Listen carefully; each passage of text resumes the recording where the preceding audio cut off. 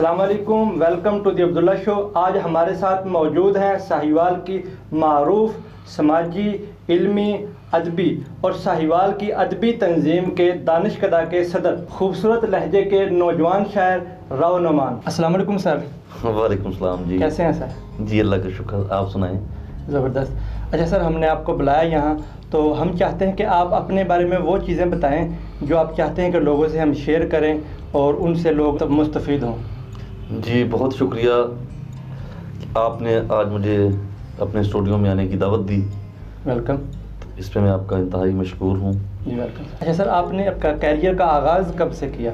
جی یہ 2000 کے اوائل میں نے اپنے کیریئر کا آغاز صحافت سے کیا، روزنامہ جنگ سے۔ اچھا، صحافت سے کیا؟ جی روزنامہ جنگ میں نے کچھ عرصہ کام کیا، اس کے بعد اوکاڑا سے میں نے اور کچھ دوستوں نے مل کے ایک نیوز پیپر نکالا جس کا نام تھا روزنامہ احزاب، تازہ اخبار کے نام سے۔ تو وہ کچھ عرصہ ہم نے چلایا۔ چھوٹے شہروں میں آپ کو پتا بزنس تو ملتا نہیں ہے، ایسے ہی ہے، اخبار آپ کو پتہ ہے چلتے ہیں بزنس کے اوپر، اشتہارات کے اوپر۔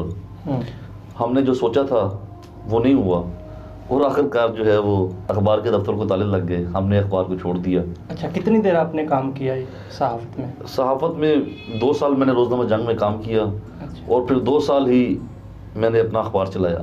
اچھا، تو اس کے بعد اب میں ساہیوال میں ایک مقامی نیوز پیپر کا ریزیڈنٹ ایڈیٹر ہوں۔ صحافت سے آپ کا لگاؤ کس طرح ہوا؟ دیکھیں ایسے تھا کہ تعلیم کے بعد کوئی نہ کوئی تو بندہ فیلڈ چنتا ہی ہے۔ جی بالکل ایسے تو میرے ماموں آصف راؤ اس وقت روزنامہ جنگ میں تھے، اچھا انہوں نے مجھے کہا کہ بیٹا جاب ہے تو آپ نے کرنی ہے تو آ جائیں۔ تو پھر میں as a sub editor, deputy sub editor. اچھا، ایز اے اپارچونیٹی موقع ملا یا آپ کا شوق تھا کہ آپ صحافت میں جائیں؟ نہیں، اس وقت مجھے کوئی شوق نہیں تھا، وہ ویسے جاب جہاں بھی جاب ہی کرنی تھی، اچھا تو میں نے کہا ساتھ جاب مل رہی ہے تو جاب کر لیں۔ اچھا، آپ کا یہ مائنڈ تھا کہ آپ کو روزگار ملا اس لیے آپ گئے؟ جی وہ صرف حصول معاش کے لیے جو ہے وہ۔ پھر میں نے ٹیوٹا جوائن کی تو ٹیوٹا فیصل آباد رہا، تو آج کل میں ساہیوال میں Toyota Sahiwal motor sales department کا ہیڈ۔ کتنی دیر سے آپ ٹیوٹا ساہیوال میں ہیں؟ جی میں 2013 سے ٹیوٹا ساہیوال موٹرز میں۔ اچھا، سیل کی پھر صحافت سے سیل میں کس طرح آیا آپ؟ جی دیکھیں اس کے بعد یہ کہ صحافت سے بیسیکلی صحافت میرا کوئی جنون نہیں تھا یا کوئی میرا شوق نہیں تھا، میں نے اس کو جاب کے طور پہ لیا تھا۔ وہ چونکہ پہلے میں نے جاب کی، اس کے بعد اپنا اخبار نکالا، تو پھر اس میں بھی چونکہ کامیابی نہیں ہوئی خاطر خواہ، تو پھر ٹیوٹا میں مجھے اپرچونٹی ملی الحمدللہ، تو وہاں پھر میں نے سٹارٹ کیا۔ تو آپ نے ماشاءاللہ بہت زبردست آپ شاعری کرتے ہیں، آپ نے بہت کمال کی غزلیں لکھی ہیں، لوگ سنتے ہیں ان کو اور پڑھتے بھی ہیں آپ کی غزلیں۔ کب سے شاعری کا آغاز کیا؟ 8ویں 9ویں سے ہی، یا غالباً میٹرک میں آپ کہہ لیں کہ میں نے باقاعدہ شعر کہنا شروع کر دیا تھا۔ اچھا، بچپن سے روزان تھا؟ مطلب یہ آپ دیکھیں کہ شاعری کوئی ایسی چیز نہیں ہے کہ جو اگر آپ کہیں کہ یار مجھے اب ٹیوشن پڑھا دے اور مجھے شاعری سکھا دیں، ایسی چیز نہیں ہے، یہ ایک خدا کی نعمت کردہ ایک چیز ہے، گاڈ گفٹڈ ہے۔ تو یہ مجھے مطلب شروع سے ہی یہ میرے اندر ہے، ٹھیک ہے۔ مجھے شعر کہنے کا شوق تھا، میں نے شعر کہنا شروع کیا۔ پھر اس کے بعد آپ یقین کریں کہ میں میٹرک میں تھا جب میں نے ساہیوال کی ادبی تنظیموں میں بیٹھنا اٹھنا شروع کیا۔ درمیان میں ایک طویل گیپ آیا جب میں ساہیوال سے باہر تھا، اور ایون کہ جب میں ساہیوال میں بھی تھا تو میں نے اپنے کیریئر پہ فوکس کیا اور شاعری کی طرف توجہ کم دی، ٹھیک ہے۔ آپ کو پتہ ہے کہ کیا خوب کہا ہے کہ اور بھی دکھ ہیں زمانے میں محبت کے سوا، راحتیں اور بھی ہیں وصل کی راحت کے سوا۔ تو پھر میں نے جب مجھے فائنینشیل فریڈم حاصل ہوا تو پھر میں نے ادبی سرگرمیوں میں حصہ لینا شروع کیا۔ بچپن سے آپ کا یہ شوق تھا، آپ کو کیا لگتا ہے کہ جو شاعری ہوتی ہے بائی برتھ ہوتی ہے یا بندہ محنت کے ساتھ بن سکتا ہے؟ سر دیکھیں یہ جو ہے یہ گاڈ گفٹڈ ہے بھائی، آپ کو اللہ تعالیٰ کی طرف سے ایک تحفہ ہے، تحفہ خداوندی ہے، لیکن ایک اچھا شاعر بننے کے لیے پھر اس میں محنت بھی ضروری ہے، اس میں ریاضت بھی ضروری ہے، اور اس میں استادوں کی جو ہے وہ آپ کو کیا کہتے ہیں خدمت کرنا بھی ضروری ہے۔ تو آپ نے بچپن سے یہ پریکٹس شروع کر دی تھی، یا تو آپ نے پراپر جو باقاعدہ شاعری کب سے لکھنا شروع کی؟ جی میں نے غالباً 2004 میں لکھنا شروع کر دیا تھا باقاعدہ۔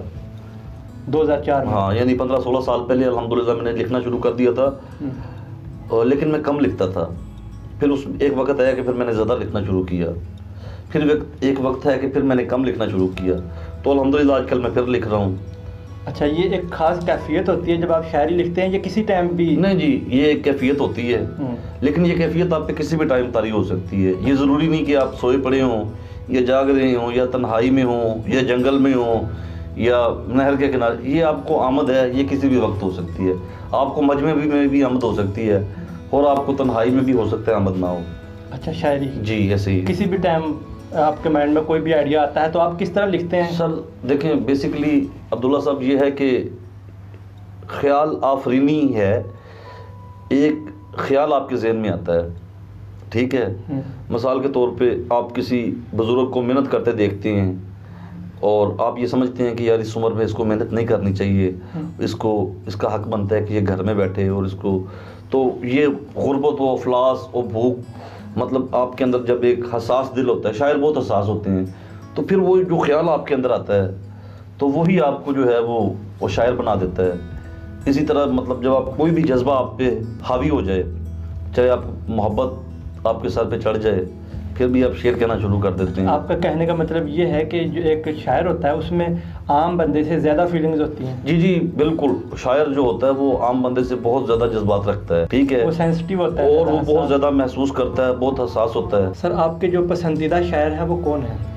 جی دیکھیں، علامہ اقبال میرے پسندیدہ شاعر ہیں، فیض احمد فیض میرے پسندیدہ شاعروں میں سے ہیں، احمد فراز میرے پسندیدہ شاعروں میں سے ہیں، ناصر کاظمی کو میں بہت پسند کرتا ہوں، اور اگر میں محسن نقوی صاحب کا نام نہ لوں تو یہ زیادتی ہوگی، کیونکہ میں ان کی شاعری میں نے بہت پڑھی ہے اور میں ان کا بڑا فین ہوں۔